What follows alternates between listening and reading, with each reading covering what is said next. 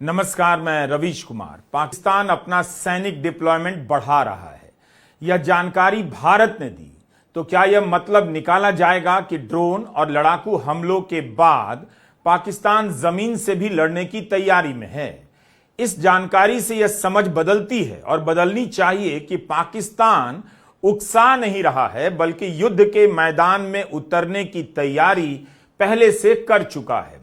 इसके हर हमले का भारतीय सेना जवाब दे रही है और नाकाम भी कर रही है, लेकिन इसके बाद भी 10 मई की सुबह पाकिस्तान की तरफ से हमले की कोशिशों की खबरें कई शहरों से आईं।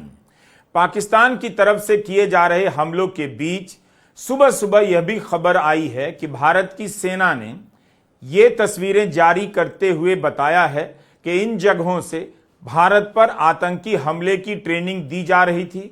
सेना ने अपने ट्वीट में कहा है कि पाकिस्तान की तरफ बने आतंकी लॉन्च पैड को ध्वस्त कर दिया गया। यह जानकारी सेना की तरफ से ही दी गई कि नियंत्रण रेखा के पास पाकिस्तानी इलाके में आतंकी लॉन्च पैड को नष्ट किया गया है। इसी के साथ यह भी जानकारी मीडिया में चल रही है कि भारत ने मुंबई हमले में शामिल आतंकवादी अबू जुंदाल को मार गिराया है। 5 आतंकवादियों के नाम, उनके संगठन के नाम, किन किन घटनाओं में शामिल रहे हैं, पूरी सूची जारी की गई है, जिन्हें 7 मई के हमले में मारा गया। 9 और 10 मई की आधिकारिक सूचनाओं को मिलाकर देखिए तो यही नजर आता है कि पाकिस्तान जमीन से लेकर आसमान के रास्ते हमले की व्यापक तैयारी पहले ही कर चुका होगा। भारतीय सेना ने जवाब तो दिया, लेकिन 3-3 दर्जन शहरों को टारगेट करना बता रहा है कि पाकिस्तान का इरादा क्या रहा होगा। भारत के नागरिक ठिकानों को, सैन्य ठिकानों को टारगेट करने से आगे युद्ध का ही नजर आता है। पाकिस्तान की रणनीति को देखकर लगता है कि पहलगाम में आतंकी हमला केवल आतंकी हमला नहीं था, इसके पीछे लंबी तैयारी रही होगी ताकि भारत जवाबी कार्रवाई के लिए मजबूर हो जाए और उसे युद्ध में झोंक दिया जाए। भारत को यह भी चाल पाकिस्तान की समझने की जरूरत है।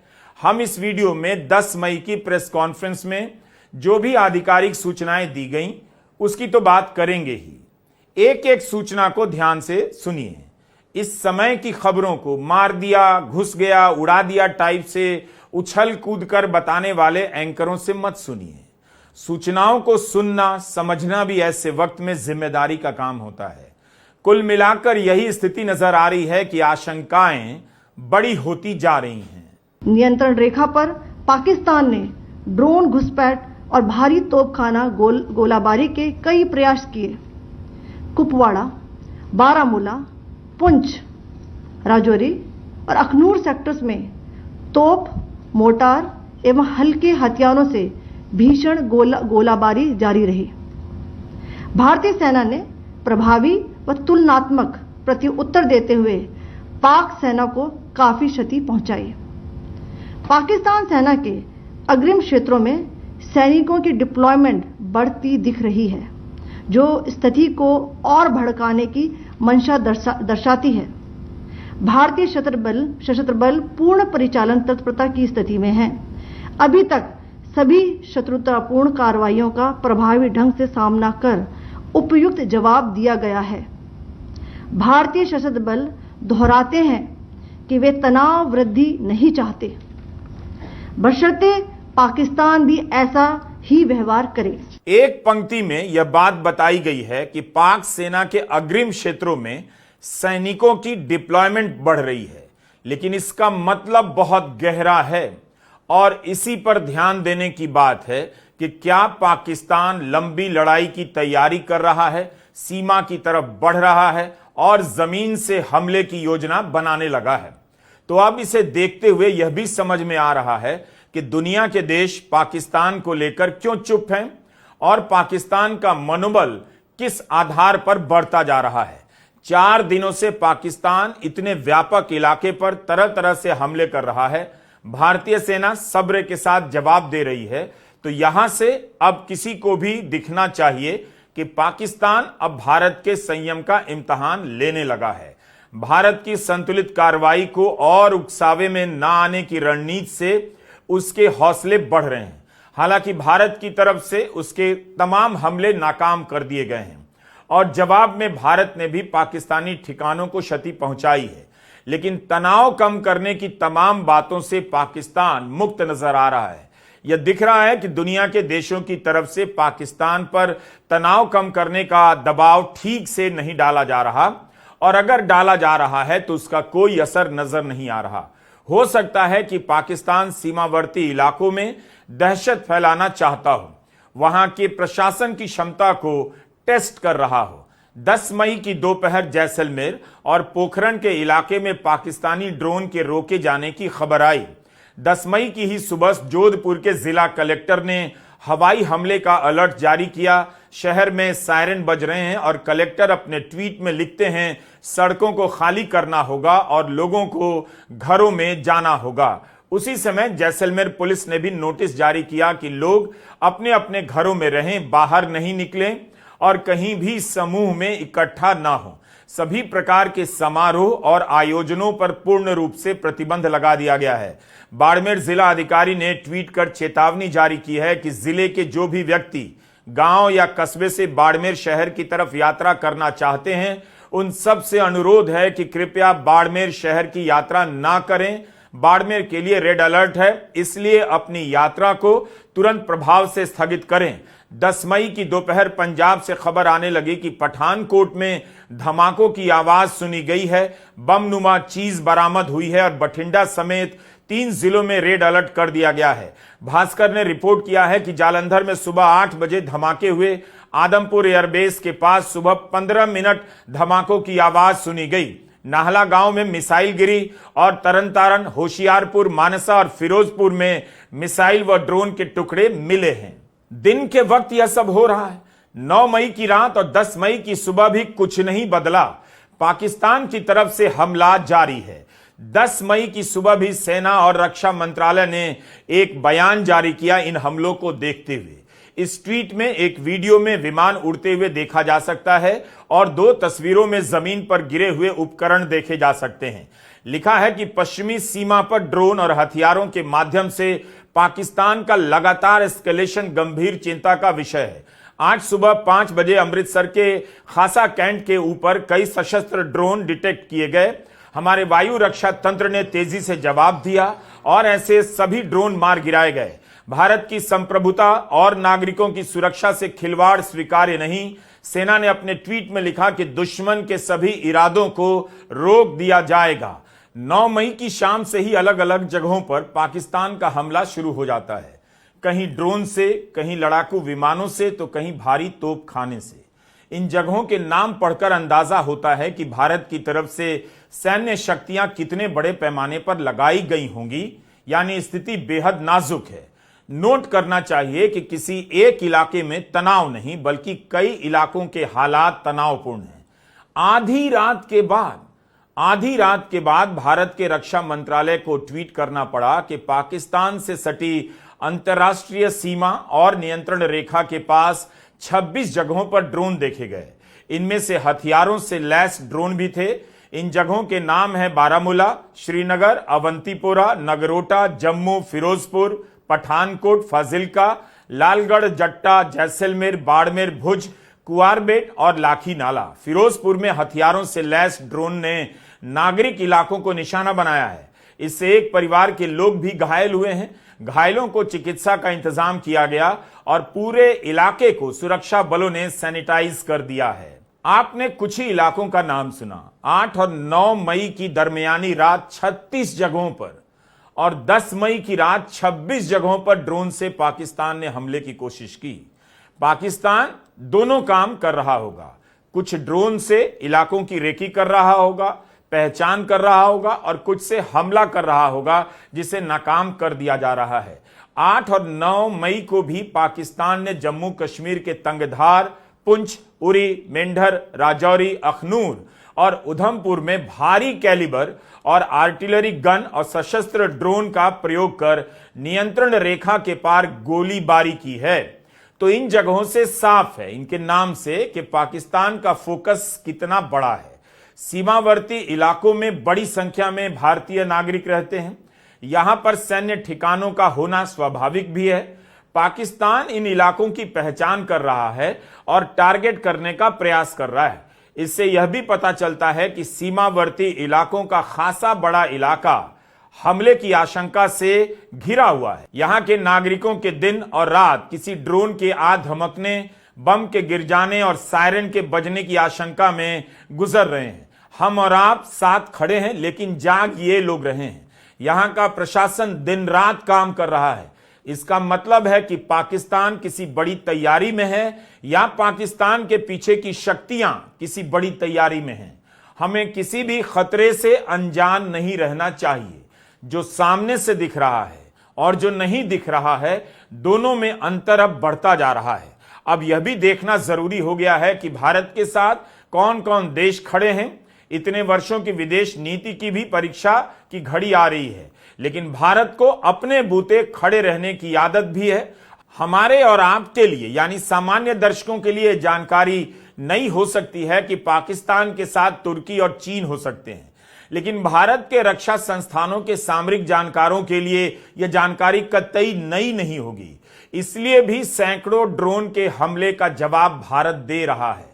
अगर इसका आभास पहले से नहीं होता तो पिछले 3 दिनों से सीमावर्ती इलाकों में पाकिस्तान ने जो भी कोशिशें की हैं, भारत ने उन्हें मजबूती से नाकाम नहीं किया होता। एक तरह से कह सकते हैं कि जिसका अंदाजा या अंदेशा भारत को रहा होगा, वही अब होता नजर आ रहा है और इसलिए भी भारत सफलतापूर्वक इन हमलों को बिना आक्रामक हुए रोक रहा है। यह तस्वीरें 10 मई की सुबह की प्रेस कॉन्फ्रेंस में दिखाई गईं। कैसे भारत ने भी पाकिस्तान के हमले को नाकाम किया है और उसके technical installation, command and control centre, radar site और हथियार भंडारों को चुनकर निशाना बनाया गया। पाकिस्तान प्रोपेगेंडा फैला रहा है कि भारत के कुछ सैन्य ठिकाने क्षतिग्रस्त हो गए, तो आज कर्नल सोफिया ने इन तस्वीरों के जरिए उसके प्रोपेगेंडा को जवाब दिया कि आदमपुर स्थित S-400 प्रणाली, सिरसा व सूरतगढ़ के हवाई अड्डों, नगरोटा के ब्रह्मोस बेस, देहरागिरी के तोपखाना पोजीशन, चंडीगढ़ के अग्रिम गोला बारूद डिपो को नष्ट करने के झूठे नैरेटिव फैलाया जा रहा है। भारत इन झूठे नैरेटिव को खारिज करता है। पाकिस्तान के दावों को खारिज किया गया, लेकिन जो जानकारी दी गई उससे पता चलता है कि पाकिस्तान किसी बड़े टकराव के लिए भारत को उकसा रहा है। हम इस पर बात करेंगे कि अमेरिका का क्या रुख है और क्यों भारत अमेरिका के समर्थन से उत्साहित नजर नहीं आ रहा। सिरसा में पाकिस्तान की मिसाइल मार गिराने की कार्रवाई सामने आई है। खबरों के मुताबिक यहां 2 जगहों पर मिसाइलों के टुकड़े मिले हैं। यह विस्फोट वायुसेना स्टेशन से थोड़ी दूर पर हुआ। बताया जा रहा है कि शुक्रवार आधी रात को पाकिस्तान की मिसाइल मार गिराई गई। सिरसा में 2 जगहों पर रानिया चुंगी, खाजा खेड़ा और फिरोजाबाद चक साहिबा में डैमेज की गई मिसाइल के टुकड़े मिले हैं। यह साफ नहीं कि सिरसा में जो मिसाइल गिरी है उसके निशाने पर कौन सा शहर था और मिसाइल की रेंज क्या रही होगी।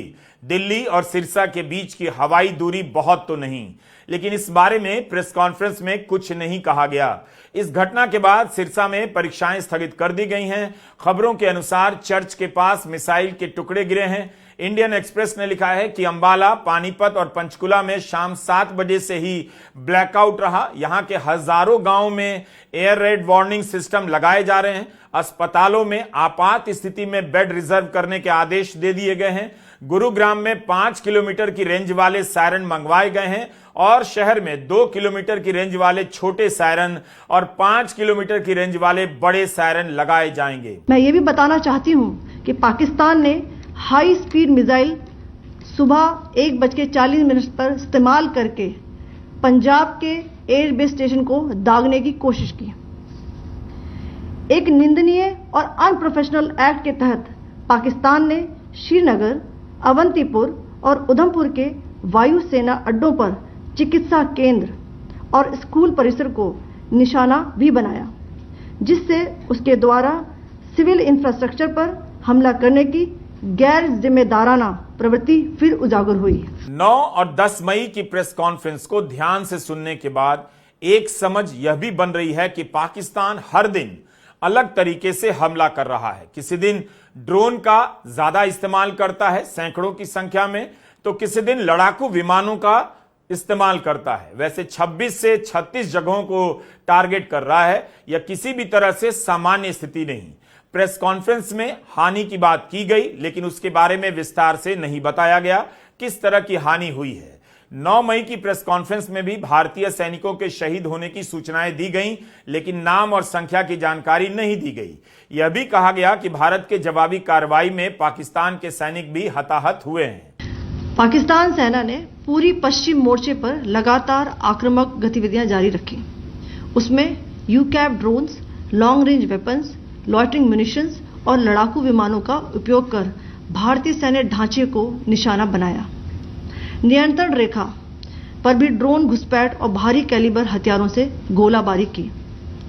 अंतर्राष्ट्रीय सीमा और एलओसी पर श्रीनगर से नलिया तक 26 से अधिक स्थानों पर हवाई घुसपैठ के प्रयास किए गए। भारतीय सशस्त्र बलों ने अधिकांश खतरों को सफलतापूर्वक निष्क्रिय किया। फिर भी वायु सेना स्टेशनों पर उधमपुर, पठानकोट, आदमपुर और भुज बठिंडा स्टेशन, इन सब पर उपकरण व पर्सनल्स को हानि पहुंचाई। कर्नल सोफिया कुरैशी ने जितनी भी संक्षिप्त जानकारी दी, लेकिन ध्यान से देखने पर अंदाजा मिलता है कि भारत की चुनौतियां कितनी बड़ी हैं। हमें मीडिया से और प्रेस कॉन्फ्रेंस से सूचना तो मिल रही है कि कहां हमला हुआ और कहां पर ड्रोन या मिसाइल के टुकड़े मिले हैं, लेकिन इसके बाद भी भारत की तरफ नुकसान का सही अंदाजा नहीं मिल रहा। पाकिस्तान द्वारा सैन्य ठिकानों को जानबूझकर निशाना बनाने के पश्चात भारतीय सशस्त्र बलों ने त्वरित व सुनियोजित जवाबी हमले किए। Technical installations, command and control centres, radar sites और हथियार भंडार को चुनकर निशाना बनाया गया। रफीकी, मुरीद, चकलाला, रहमियार खान, सुकूर और चुनिया स्थित पाक सैन्य ठिकानों पर एयर लॉन्च्ड सटीक हथियारों व लड़ाकू जेट से प्रहार किए गए। पसूर स्थित रडार साइट और सियालकोट का एविएशन बेस भी प्रिसीजन एम्यूनिशन से टारगेट किए गए। इन कार्रवाइयों के दौरान भारत ने कम से कम कोलैटरल डैमेज की क्षति सुनिश्चित की। इस बीच अमेरिका से आने वाले बयानों को लेकर बहुत ज्यादा भरोसा बनता नहीं दिख रहा। अमेरिका के उपराष्ट्रपति जेडी वैंस, इनके जीवन साथी भारतीय मूल की हैं। इसे लेकर भारत में कितना उत्साह रहा, जैसे भारत के लिए कोई दरवाजा खुल गया हो, इस तरह से लोग उछलने लगे। लेकिन जेडी वैंस का बयान कहीं से भी भारत के समर्थकों का हौसला बढ़ाने वाला नहीं लगता।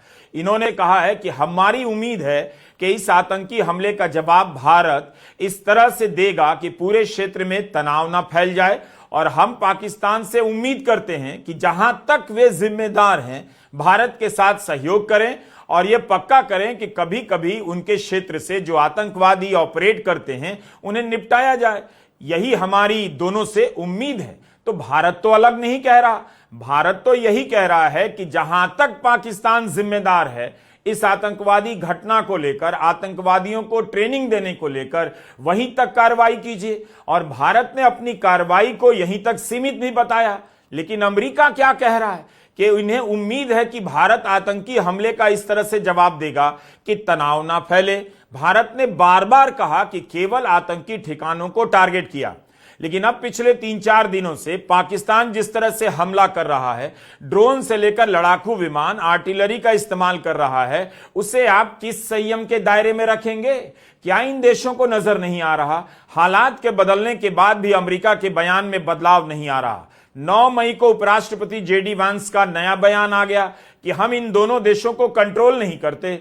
हम इनसे यह आग्रह कर सकते हैं कि आप टकराव को थोड़ा कम कर दें, लेकिन हम ऐसे युद्ध के बीच में नहीं पड़ने वाले जो मूल रूप से हमारा मामला है ही नहीं और जो अमेरिका के नियंत्रण में नहीं है। क्या बयान है!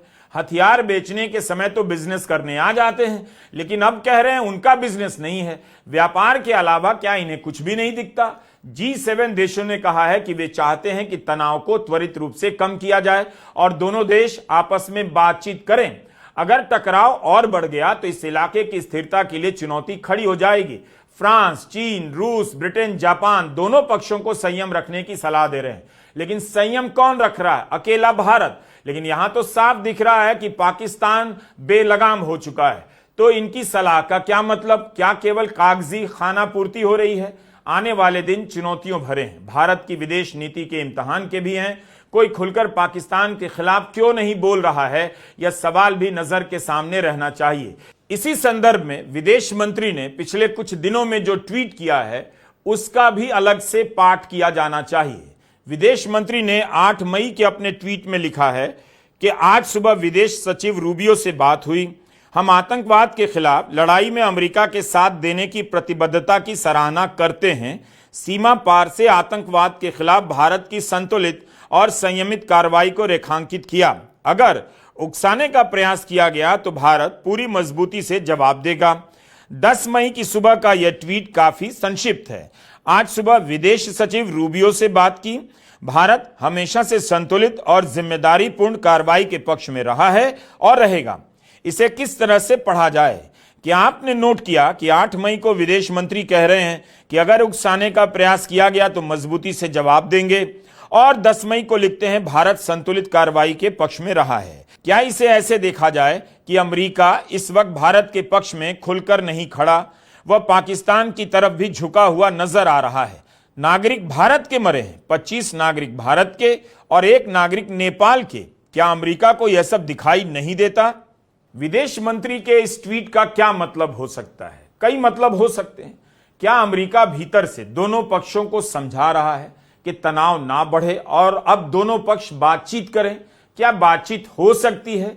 आने वाले कुछ घंटों में इसकी तस्वीर साफ हो जानी चाहिए। विदेश मंत्री के दोनों ट्वीट को पढ़कर साफ साफ नहीं लग रहा कि जिस ट्रंप को भारत ने फ्रेंड समझा वो इस वक्त फ्रेंड की तरह पेश आ रहे हैं या नहीं।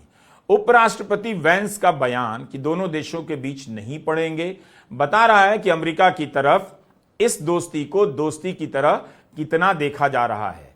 क्या अमेरिका को खुलकर पाकिस्तान की निंदा नहीं करनी चाहिए थी?